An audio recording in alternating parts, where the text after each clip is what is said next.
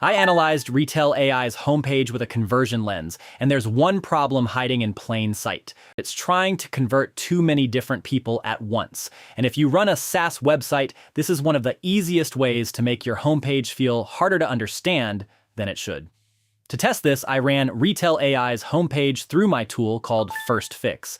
Firstfix analyzes a page and identifies the single highest impact change that could improve conversions, not 10 suggestions, just the first fix. Here's what it flagged. The homepage presents a high density of text and actions, leading to cognitive overload. But I think the deeper issue is this. Retell has not decided who the homepage should convert first.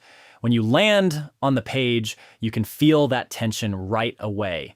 The navigation is split across product, business, developers, resources, and company. The top right gives you multiple paths too. Then inside the hero, there's another action pushing you to try the live demo. So before the visitor has even fully processed the core offer, the page is already opening multiple lanes. That matters because those lanes point to different people. Some visitors want to test the product themselves. Some want to book sales. Some are technical. Some are business buyers. Some are just trying to understand what Retell even does. And right now, the homepage is trying to serve all of them immediately. That usually weakens the page because a homepage does not need to say everything to everyone in the first few seconds. It needs to make one thing clear: who this is for, what it helps them do, and what they should do next. Retell's headline says, "Meet your AI call center from the future." That's bold. It grabs attention, but then the page starts splitting attention instead of focusing it. Is this mainly for developers building voice agents? Is it for companies replacing call center workflows? Is it for enterprise buyers evaluating vendors? Is it for people who want to test a live demo before doing anything else? You can see all of those paths on the page, and that's the issue. The homepage is not just dense. It feels undecided. This happens all the time with growing SaaS companies. The product expands, the audience expands, the use cases expand, so the homepage starts carrying too much weight. Instead of converting one person clearly, it starts trying to accommodate every possible visitor at once.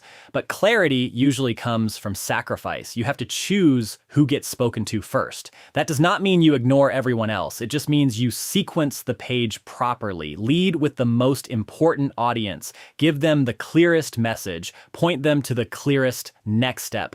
Then bring in the other paths lower down the page. That's what I'd change here. I'd make the opening section more clearly prioritize one audience and one action. If Retell wants to win self-serve users first, then make try for free the obvious path and tone down the sales and demo competition. If they want to win buyers first, then build the hero around the business outcome and make the sales path dominant. But right now, the page is trying to do both. And when everything is trying to win, nothing clearly wins. That's the real conversion lesson here. A homepage is not just about explaining the product, it's about choosing the first conversation. And if that first conversation is split across too many people, conversions usually suffer.